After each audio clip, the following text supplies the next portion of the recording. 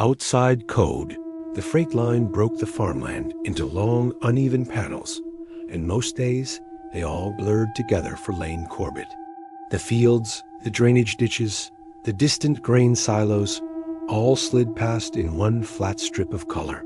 The train had its own sound, a steady chorus of steel and air that turned the outside world into background noise. In the narrow space between cars, though, the noise thinned. Wind slid by in colder threads. Joints in the couplers spoke in their own sharp clacks. Lane liked that spot. It felt honest. No radio chatter, no company slogans. Just metal, weight, and distance. He was standing there on a lake run, boot close to the edge, when he heard it. A faint tap against the outer skin of the car behind his right shoulder. Too quick, one a little longer. A pause, then the pattern again. Lane frowned and braced his hand on the rail. He waited for a curve, thinking maybe a loose panel was catching a gust. But the train ran straight for a while, and the rhythm did not change. It did not stutter at joints or crossings. It ignored the gentle sway of the cars. Two short, one long. Pause. Again. He watched the blur of the embankment through the slotted window, felt the ballast hiss under the wheels, and something old stirred at the back of his mind. A campfire by a river in his boyhood. A man in a uniform giving them a talk about knots and first aid and codes tapped on tabletops. Lane was not the type to reach for words like fate, but he was the type to listen when something repeated itself. He cupped his palm against the cold steel where the sound came from and closed his eyes. He broke the rhythm into little blocks in his head, the way he had done with the plain wooden board and the bent nail when he was a skinny kid sitting cross-legged in a church basement. A quick tap for a short mark, a longer one for a long mark. Gaps saving meaning from noise. He counted them out, his jaw tight. Letter by letter, the pattern spelled a word he did not expect to see spelled that way again. Conductor. The next cluster gave him his own last name. Corbett. He opened his eyes. The vestibule swayed around him like the inside of a breathing animal. His hand stayed flat on the panel. Beneath the paint and dirt, the steel was cool and unremarkable. The taps came again, pointed now, a shorter sequence. Stop. They rolled through a crossing, horn moaning ahead of him, and the sound of the road rose up and fell away. The taps cut through all of it, steady and sure. Stop. Lane stared at the red handle just inside the door. You did not pull that handle unless there was a fire or a body on the tracks or dispatch told you to. Every rule book, every safety meeting, every weary warning from older men with stitched caps said the same thing. The train did not feel wrong. No lurch beneath his boots, no drag in the cars, no sour smell of hot bearings. The airline hummed its clean, patient note. He told himself he was not going to move. His arm moved anyway. Fingers closed around the handle, feeling the chipped paint. It took more force than he expected, like the thing itself wanted him to have time to change his mind. He pulled. There was a moment when nothing seemed to happen at all. The freight still thundered ahead. Wind still pushed against his shoulders.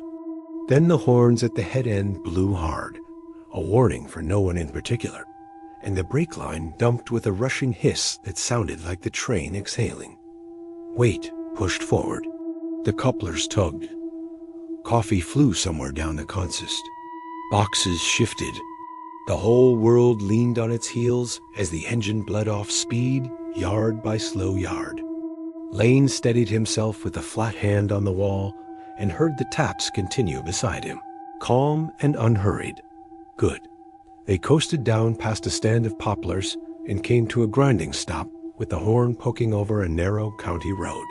The crossing lights flashed over the hood of a low trailer sprawled across both rails, empty and crooked, as if it had given up halfway through. Chains draped from its frame, slack and dropped, ends chewing the gravel. There was no truck. No driver standing beside it, waving his arms. Just the night air, thick with the smell of exhaust that had already cooled. Lane's heart did an ugly, rabbit thing in his chest. Radio voices cracked in his ear, angry and scared in turns. The engineer wanted to know what in hell had happened. Dispatch wanted explanations in complete sentences. Lane gave them something about a shape on the track, about seeing something in the glare that made him hit the handle without thinking. He did not mention the tapping. When the shouting settled and the forms came out and the Sheriff S cruiser eased up beside the road, Lane drifted back to the vestibule. The panel that had talked to him was just a sheet of metal, smeared with dirt. Up close, in the jittery light from his handheld, he saw shallow marks in the steel. Little dents, just wide enough apart to make lines if you knew how to line them up in your head. The light grazed the surface, turning the dents into shadows. They ran in 2 long rows about the length of a forearm. Not gouges from some flying chain or rock, not random pitting.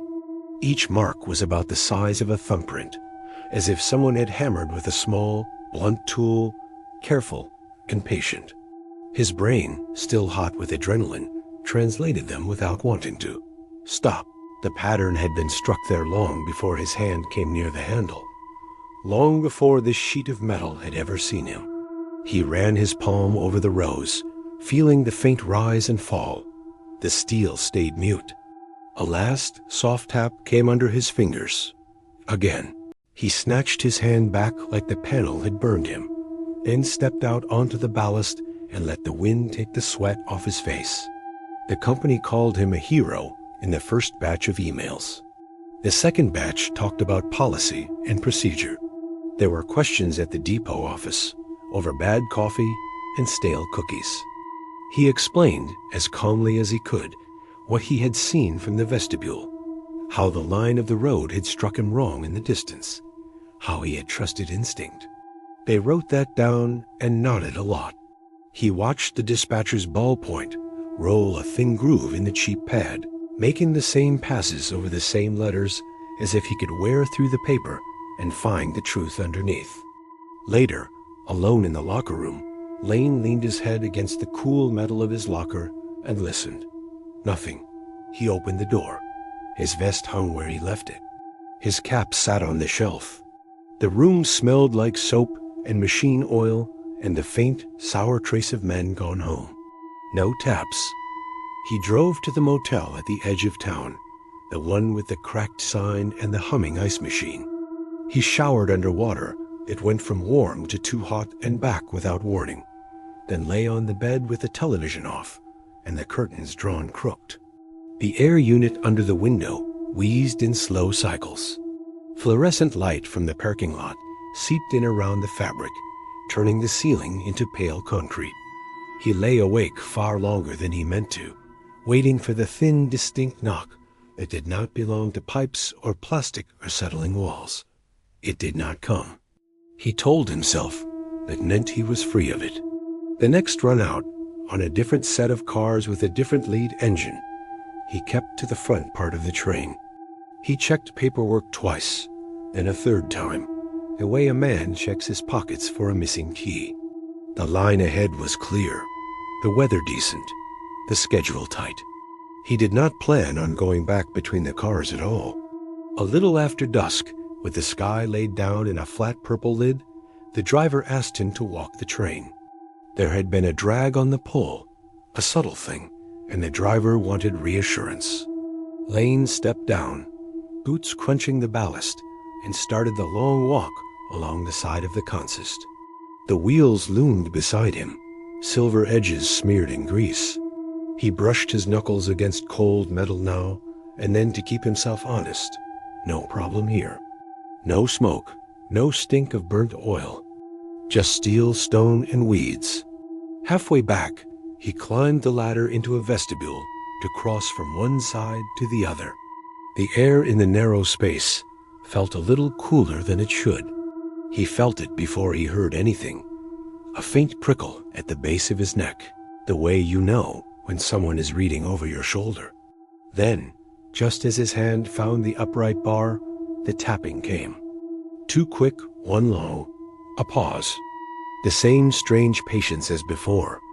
He did not want to translate it. His mind did it anyway. The first word was short this time. Good. The second was his last name again. No other message, no command. Just his name, tapped on the inside of a rolling wall. He stayed there, hand on the rail, until the sequence faded. The air felt ordinary again, stale and metallic and vaguely human.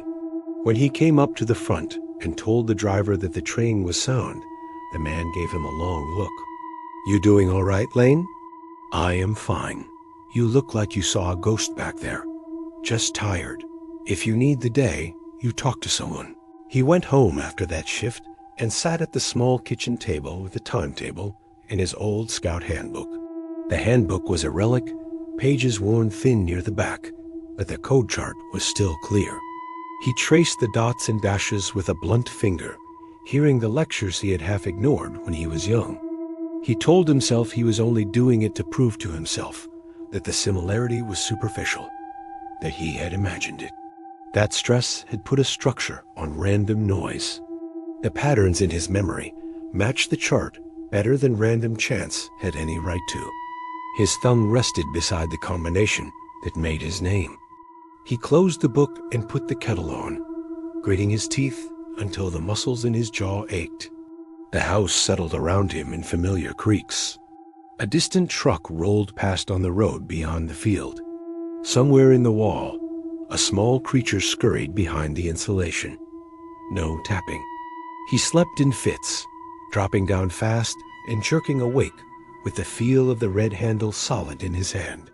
Once he woke with his palm pressed flat to the wall beside the bed, fingers splayed like he was feeling for dents that were not there. Weeks slid by. The story of the low trailer on the tracks made its way around the yard, picked up details, lost others. The driver who owned it claimed a clutch problem or an axle, depending on who repeated it. The company swore there would be an inquiry, then got quiet when it looked like blame would land in the wrong place. Lane went on working. He took different trains, different directions. Grain hoppers, tankers, mixed freight. The runs had different rhythms, different minor problems, different chokes in the cabs, but the vestibules all felt the same. Narrow, functional, loud. Sometimes, when he was the only one awake at a certain stretch, and the world outside went dark and blank, the tapping started again. It never spoke when somebody else shared the space. It chose moments in the small hours when even the radios seemed to mutter in their sleep. His name mostly.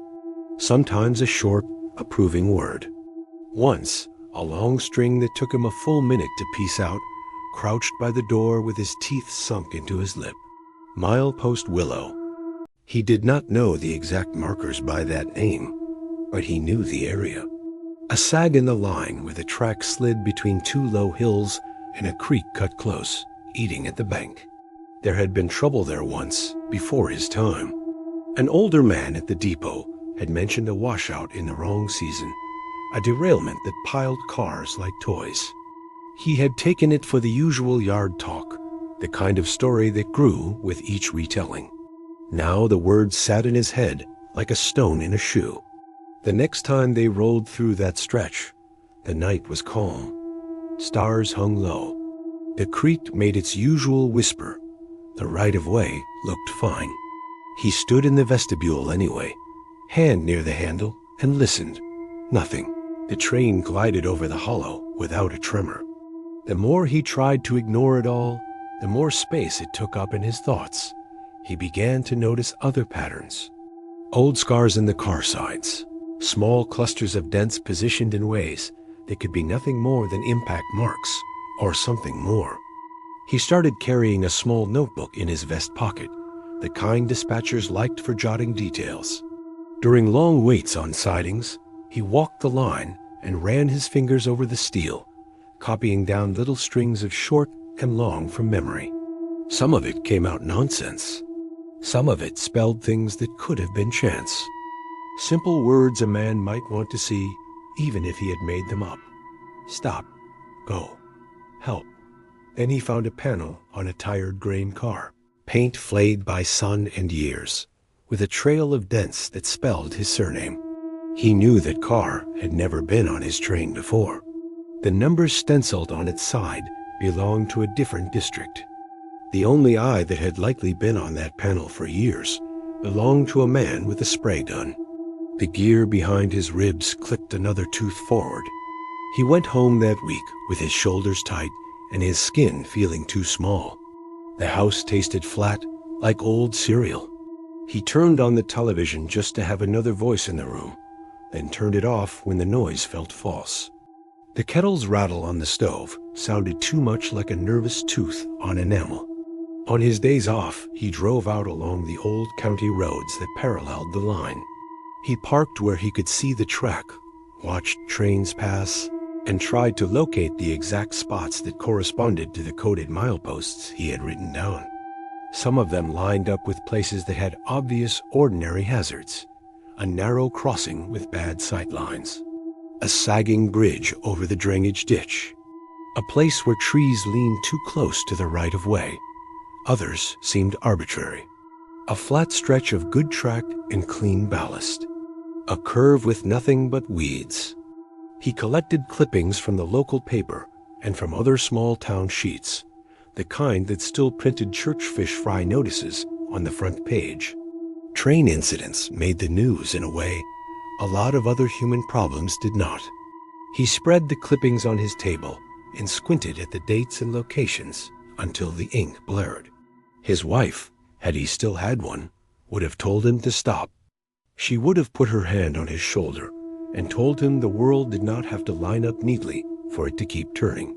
She had told him versions of that once, before she packed the last box and drove away. He had no one in the house now but the refrigerator. It hummed into silence and then back again in slow, patient cycles. Once, in the middle of the night, the compressor kicked on with a hard knock that sent him out of bed with his heart hammering. He stood there in the cold light with his hand on the kitchen wall, waiting. The refrigerator merely hummed. The company doctor called him in after a run where he had ordered a slow roll through a foggy area without explicit instruction. The driver had backed him up in the report, but the delay had made its way onto some manager's desk. The doctor wore a tie with tiny trains on it. He smiled a lot. "How are you sleeping, Lane?" "Fine." "Any trouble focusing on your tasks?"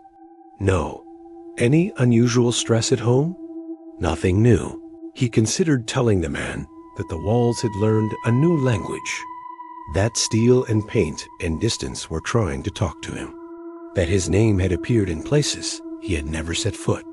Instead, he talked about long shifts, about the way a man could get used to hearing his name on the radio in 3 different voices and still be surprised when the cashier at the grocery called it from the end of the aisle. The doctor made notes. There were advisories that year, more than usual. Heavy rain in the spring undermined sections of track in the lowlands. Heat kinks appeared on some long, straight stretches between towns. The company sent out bulletins that read like sermons about caution.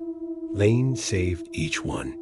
He was on duty the day a storm system rolled in from the west and stalled over the rail yard. Thunder pounded the sky. The dispatcher's screens filled with jagged lines and colored blobs.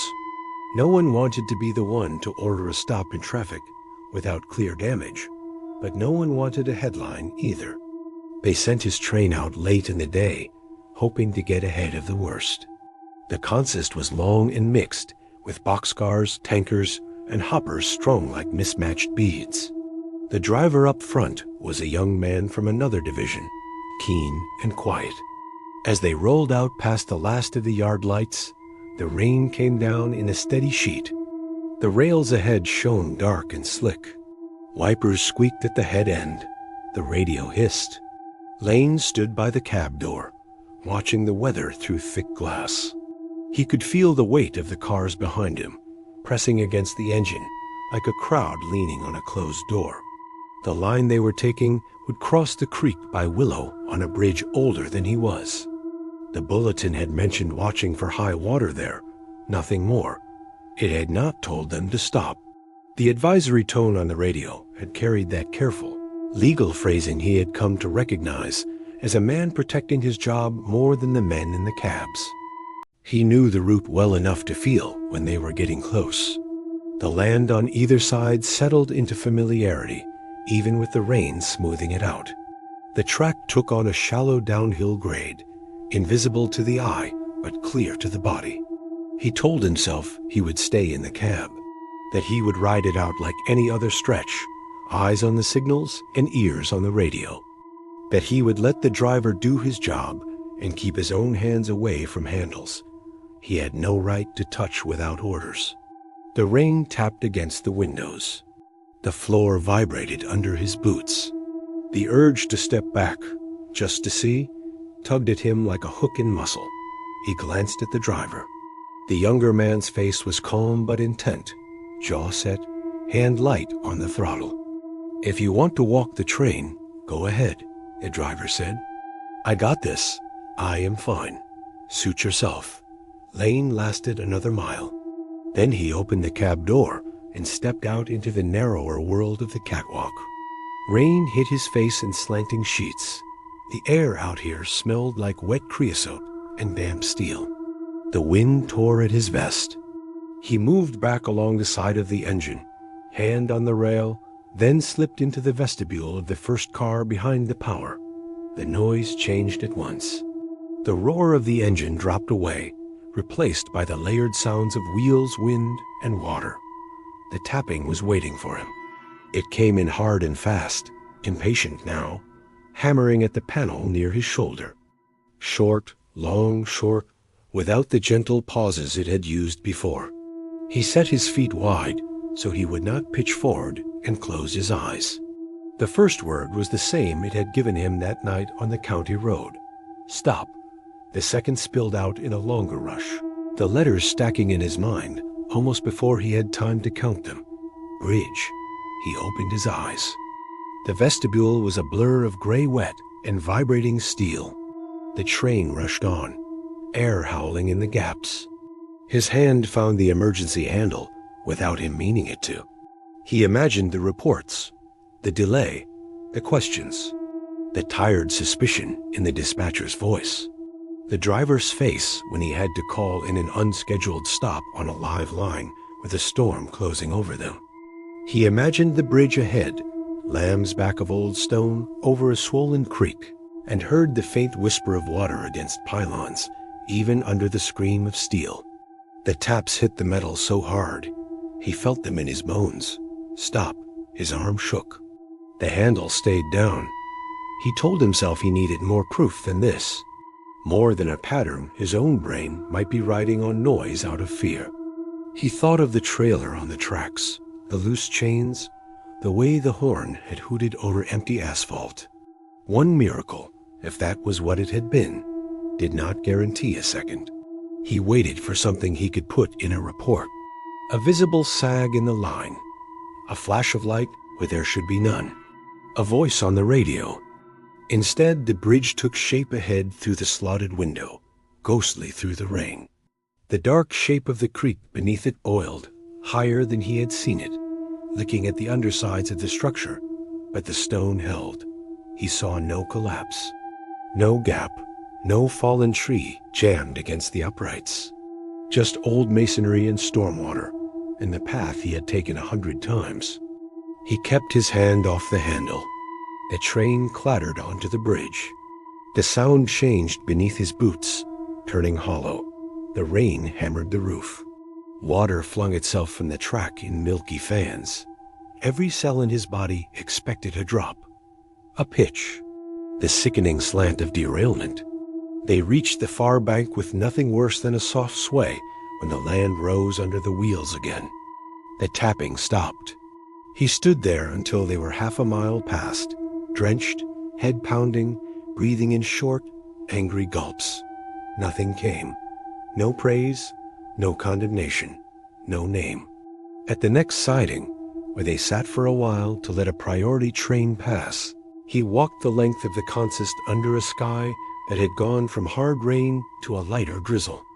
He checked wheels, trucks, couplers. He found nothing but the usual imperfections. A smear of grease here, a bit of chipped paint there. The dispatcher's voice on the radio sounded relieved they had cleared the bridge. There had been a call from a county crew about a downed tree further up the creek near a different road. It had not touched the tracks. Lane went home after that run more tired than any shift should have made him. He stripped his wet clothes in the doorway and left them in a heap, unheard of behavior for a man who usually hung his gear just so. He showered until the hot water ran thin, then sat at the table in an old t-shirt and listened to the house. He tried to tell himself he had done right, that he had not thrown away a train full of cargo and people as jobs based on a language that should not exist in steel, that his restraint meant he was still sane. The argument made a neat pattern in his head. It fit there with the same precision as the code chart. It did not make him feel better. Sleep came again in broken pieces. In one brief dreamless patch, something woke him so quickly he did not remember closing his eyes. A sound in the wall, not the light scrabble of an animal, not the soft expansion of lumber in changing air. The specific, deliberate tap just beside the framed photograph of a young man in a scout uniform standing with a crooked smile beside a campfire. Two short, one long. A pause. His own breath stayed locked in his chest until the rest of the word finished spelling itself. Good. Another pause. Then a smaller word that landed in him with the weight of something old. Again. He sat upright in the dark, fingers digging into the edge of the table. The house around him was a box of faint shapes and hums. The refrigerator cycled. Wind worked at the gutters. Far off, thunder growled a last complaint as the storm moved away. He put his hand on the wall under the photograph. The paint felt cool. No more taps came. No more words. The next morning, the road into the yard was lined with trucks from the maintenance crews. Men in bright vests and hard hats moved like ants around the office building. The yard buzzed with an excitement that had nothing to do with schedules. He caught pieces of conversation as he walked through. Someone had a phone out, screen glowing with a photograph of twisted track and broken stone. There was talk of luck, of timing, of what might have been. The bridge over the creek at Willow had collapsed in the night.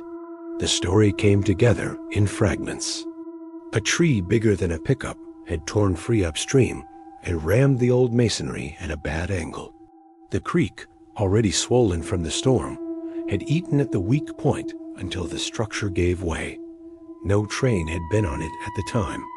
The collapse had dumped broken stone and track into the water, but the line had already been shut down because one of the supervisors had gotten nervous about the earlier report from the county crew. Somebody higher up would get credit.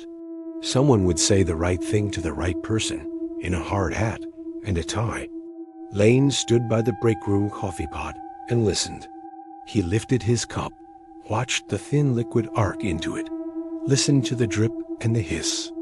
He did not mention the way the train had felt under his boots as they passed over that bridge, whole and unaware, hours before it failed. He did not mention the taps on the wall of his house that had come afterwards, like a hand on a shoulder in the dark. The driver from that run clapped him on the back. "Looks like we threaded a needle," the younger man said. "Good thing you did not hit that handle, huh? Huh? We would still be sitting out there waiting on some manager to bless us." Lane smiled with half his mouth. "Good thing," he said. Days folded into each other. The damaged bridge became a site for crews and cranes. Freight was rerouted. The old line over Willow went quiet. The tapping did not stop. It changed. Where before it had been rare and precise, it grew more insistent. He would be in the vestibule of a car, nowhere near the damaged stretch, and it would buzz under his palm with little clusters of marks that made no sense to him. Names he did not recognize, points on the line in other states, words he could not spell in his head on the first try. In the motel, The air unit under the window knocked in sequences that left him staring at the ceiling until dawn. In the break room, the soda machine shuddered and thumped in little runs of sound that made the hair on his arms rise. He began to eat less. Coffee sat cold in his cup more often than not. He missed small talk, let conversations falter. When someone said his name across a room, he had to check if it came from a human mouth or from the wall. His notes became denser, pages filled with clusters of short and long, transcribed when he could, left as raw marks when he could not bear to see the letters they formed. Once, on a layover in a different town, he stood on the platform, watching an older man work the yard switch at the far end. The man moved slowly but surely, shoulders hunched against a wind that smelled like rain and old smoke. Lane recognized him after a moment. He had been a conductor once, then a yardman, now something in between. They had ridden together on a few runs when Lane was still learning the ropes, the older man steady and patient. Lane walked over when there was a long gap between moves. "Morning, Art?" The older man squinted at him, then smiled. "Well, look who still works for a living," he said. "You keeping these kids honest?" "I try." They talked about the bridge, about the rerouted trains, about changes in rules that never seemed to line up with common sense. They talked about coffee in styrofoam cups, and how it always managed to taste like cardboard and oil. After a while, Lane asked, as casually as he could, if Art had ever had to pull the red handle. "Once," the older man said. "Back when I had more hair. Some fool parked a farm truck on a crossing and left it. You could see it pretty plain in the headlight, though. Not like I had a choice. Did you ever pull it when you were not sure?" Art's eyes sharpened a little. "That a question for the report, or for you?" "For me." The older man looked out over the yard. A switch engine huffed and pushed a short string of cars out of the way. Rain freckled the rails. "I never did," he said slowly. "Thought about it more than once. You get that itch, you know. Gut says something. Eyes say nothing. You learn to live with being jumpy. Or you do not last." "Did you ever hear anything?" Lane asked, voice low, "that made you think you were jumpy when you were not?" Art let out a small breath that might have been a laugh or a sigh. "You hearing ghosts on the line, Lane?" "Something like that. Walls talk on trains," Art said. "Always have. Screws back out, panels flex, welds complain. You spend enough years in steel boxes, you start giving meaning to every tick. Trick is knowing which ones mean anything. Did any mean something to you?" The older man's gaze slid to his face, then away. "There was a time," he said, "when I kept finding the same words scratched into paint on cars. Stop, over and over. Different hands, different places. I figured it was some bored kid with a nail being dramatic. Maybe it was. Then we had a wreck out near a siding with the same word stenciled on the old sign. Stupid coincidence. That is all the mind ever wants, right? A hook." He shifted his weight. "Do not let it get hold of you too deep," he added. "You start seeing messages everywhere. You will not be safe anywhere. Not here, not at home." Lane nodded. He wanted to ask more, but a horn blew somewhere up the line, and the yard called Art back to his work. That night, in the motel, the taps came through the headboard. Short, long, short pause. Short, short, long. He did not bother getting the book. He knew the letters by feel now. Help. He put his hand flat to the wood and felt the faint rhythm travel through bone. The next week, a train on a different route jumped the track on a clear day with no advisories. A bearing failed on a tanker, and the heat twisted the wheel until it climbed the rail. There were injuries and headlines. No fatalities. The company put out statements. Lane had been on a different line at the time, miles away. He had still been awake for most of the night before, pacing his small kitchen, listening to the walls. The code came faster after that. It started speaking in clusters of names and directions that meant nothing to him. Yards he had never visited. Sidings he had only seen on paper. He could not shake the sense that something in the steel had woken up enough to want things from him. He tried not to oblige. On a humid evening when the sky over the yard pulsed with heat lightning and the air smelled like wet dust, they put him on a short local run. The train was stubby compared to some he had worked, just enough cars to make the trip worthwhile. They were bringing empty hoppers back from a plant out near the edge of their division. The driver was an older woman with sharp eyes and quiet hands. "I hear you are the miracle man," she said as he climbed aboard. "Saved that train from the ghost trailer. It was not a miracle," he said. "Just eyes on the line." "Suit yourself," she said, with a tone that said she did not mind either way.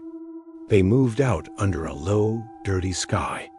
The line took them through industrial outskirts, past rusted tanks and skeletons of old factories, then out into fields that held dark irrigation puddles like scattered mirrors.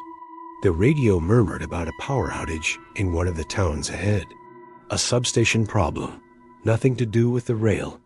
Traffic lights out, stores going dark. The voice on the other end sounded more annoyed than afraid. They rolled on. Somewhere after the sun slid down behind a band of heavy cloud, the lights in the cab flickered, then steadied. The driver swore under her breath. "These old girls do not like dirty power," she said. "Do you want to stop?" "We are fine. It is just a blip." Lane did not argue. The instruments looked steady enough. The track ahead showed green. The radio stayed live. He drifted back to check a noise at the coupling between the first two hoppers. Just a loose chain this time, slapping more than it should. He tied it off, then lingered in the vestibule, more out of habit than need. The air felt thick, like the inside of a machine that had been running too hard for too long. Sweat slicked his neck under his collar. The tapping began, not from the side panel this time, but from somewhere under his boots. It rattled up through the metal floor, distinct against the blanket of vibration. He crouched, palm flat, feeling each impact in the heel of his hand. Stop. His name. Milepost names he did not know. A single word that snapped clear and sharp. Substation. He straightened too fast, head almost hitting the low ceiling. There was a small town ahead, one of those places that had grown up around a feed mill and a junction. The substation that fed it sat close to the line, a tight fenced yard with banks of transformers that hummed even on cold days. If the power was acting up there, crews would be busy. Lights might be out. Gates might be open. Thoughts layered on thoughts, each stepping on the heels of the one before. He made his way back to the cab, boots ringing on the metal steps. "Power's strange ahead," the driver said. "Signals are clean, though. Dispatch says keep rolling." "We should slow," Lane said. "At least on the approach." She looked at him. "You seeing something?" "Not yet." "Well, when you do, speak up," she said. "I am not itching to drag us through a mess." He stared at the track diagram on the panel, little lights showing their position, the state of the signals, the next control point. Everything gleamed as it should. The tapping crawled up through the soles of his boots, into his shins, into the hinge of his jaw. It felt less like speech now, and more like a hand trying to shove him bodily. He thought of art with his scratched words, of the bridge that had held just long enough to spare him a decision, then fallen overnight, of the photograph over his table, himself as a boy being taught to hear meaning in noise, a skill that had seemed quaint until now. He reached for the radio. "Dispatch, this is Corbett on the local westbound," he said. His voice came out steady. "We have reports of power issues near the substation at Mason. Requesting permission to reduce speed on approach," the radio hissed. "Corbett, signals are green," the voice came back. "No conflicting movements. You reduce speed without a clear hazard, you will stack up everything behind you. You seeing something on the line? Not yet, he said again. Then keep your timetable, the dispatcher said. We are stretched thin as it is. The driver raised her eyebrows at him, hand still loose on the throttle. You heard the man, she said. Lane stepped back into the vestibule. Wind and heat and the smell of hot brakes closed around him. The tapping under his boots turned frantic. Stop, stop, stop. He put his hand on the red handle and held it without pulling, fingers locked. There were other men and women on trains behind them, counting on him not to be spooked by things only he could hear. There were rules written in thick binders about unauthorized stops. There were supervisors who would gladly ride him out of a job if he made their numbers look bad. There was also the memory of chains loosened on an empty trailer and a bridge that had failed in the dark. The town edge came into view through the narrow strip of glass. Houses sat in patient rows. Streetlights were dark.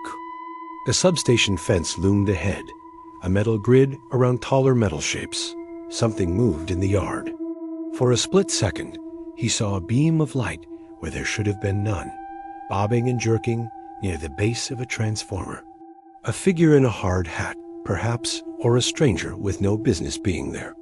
He did not see enough to put in any honest report. It could have been a trick of the eye, a reflection, lightning caught at the wrong angle. His hand tightened on the handle anyway. The taps hammered his bones. Stop. He pulled. The system protested with a sharp shout of air. The engine's horn blew an involuntary blast. Brakes grabbed steel all along the train, a long drawn-out shudder that made the whole consist lurch and complain. The driver swore and hauled on her own controls to match. What in hell are you doing? She snapped, eyes narrow as she watched the gauges swing. Something is wrong ahead, he said. I saw lights in the yard. So what? Crews work all the time. In the dark, with the power out? She opened her mouth, then shut it again. The train groaned down through speed. It had no business losing on a clear signal. The radio lit up with inquiry and irritation. Lane handed the handset to the driver and let her do the talking. He watched the line ahead through the vestibule window as the train crept toward the substation at a begrudging crawl. The yard came into full view. The fence at one corner hung open, chains swung loose. The lights inside the yard were indeed dark, but someone had propped a portable lamp on a crate near the base of a gray metal tower. It flickered, throwing hard shadows. Two figures moved there, one in a hard hat and vest, the other in a dark jacket with no reflective strips. The second figure had a tool in hand, something long and metal. As the engine's horn blew again, both heads swung toward the tracks. The man in the dark jacket flinched and stumbled, his tool striking something it should not have. A bloom of pale light leaped up the side of the transformer, then fizzled as breakers tripped. The man went down hard on his back. The worker in the vest jerked him away, dragging him clear with both hands. The angle of the train gave Lane a brief, ugly view of the point on the tower where the metal had arced. It was scorch-marked and black, the kind of damage that could lead to failure if left under load. The driver's breath hissed between her teeth. Damn, she said softly. That could have gone bad. The radio crackled with new energy. Someone at the substation was on a different line now, shouting into a headset. The dispatcher's voice shifted from annoyance to strained calm as procedures climbed over each other. They held the train outside the town limits for an hour while crews checked the yard and the line. The figures in the fenced yard left in an ambulance and a truck with a logo Lane did not quite see. When they finally got permission to move, the driver looked over at him. What did you see, really? She asked. An open gate, he said. Enough. You will catch hell for this. I know. It was the right move, she said. I will put that in my report. The hell came. Meetings, calls, more forms. Questions about his decision-making, about his stress levels, about whether he felt fit for duty. He answered them as best he could without mentioning the language in the steel. Some of the older hands treated him with a new, cautious respect. Others kept their distance, as if whatever rode the walls would rub off on them if they stood too close. The company put him on leave pending evaluation. He was at home again, more often than not, with just the hum of his refrigerator and the tick of his cooling stove for company. The house, freed from the short interruptions of his working life, closed around him like a train car parked on a forgotten siding. The tapping did not go away. It moved closer. Now it came not just from walls and appliances, but from the table under his forearms, from the headboard when he tried to sleep, from the radiator that had not warmed in years. Sometimes it came from the bones of his own hands when he pressed them together, as if his body had become another surface for the message to cross. He stopped trying to translate every cluster. His mind did it on its own, whether he wanted it or not. Names, places, commands, stop, help, again. At first he thought it was asking him to keep doing what he had done, to keep throwing weight and rules against danger before it formed, to keep pulling handles other people would not touch. After a while, another possibility crept in. The tapping had started before the trailer, before the bridge, before the substation. The old dents in the steel had been there long before he saw them. Someone at some point had listened and tried to answer. Maybe more than one someone. Maybe it was less about saving others and more about recruiting more listeners. He sat one afternoon with light slanting across his table, turning the scuffs in the wood into shadows, and thought about train length and geography and the math of chances. About how often the messages had lined up with real hazards, and how often they had led him to nothing but empty track and ordinary days. He thought about how good it had felt, in a quiet, wrong way, when the code had spelled his name. His cat, had he ever allowed himself one, would have jumped onto the table just then and broken the thought. As it was, only the refrigerator offered up its low, even hum. He picked up his notebook and tore out the densest pages. He fed them into the sink one by one and set a match to the corner of the stack. The paper browned, curled, then caught. The smoke smelled like ink and anxiety. Ash washed down the drain in a slow, dirty swirl. The tapping did not pause. Late in the summer, when the days were long and mean with heat, the company called him back in for one final talk. They offered him options that were not really options. He could step away quietly or undergo further evaluations with specialists in a city far from tracks and ballast. He looked at the forms, neat boxes waiting for his name. Steel and wall and table all stayed quiet for once, as if holding their breath. He signed where they asked. On his last day in the yard, he cleaned out his locker with methodical care. Vest folded, cap brushed, old handbook back on the shelf in his hall closet. He shook hands with men who did not know what to say, and with those who had too much to say and held back. On the drive home, he went out of his way to follow the line of track for a while. A train passed him going the other direction, a long snake of steel and painted logos. He rolled down his window and listened as it thundered by. Beneath the wheel grind and horn, beneath the groan of couplers and the slap of loose chains, he thought he heard the faintest pattern at the edge of hearing. Short, short, long.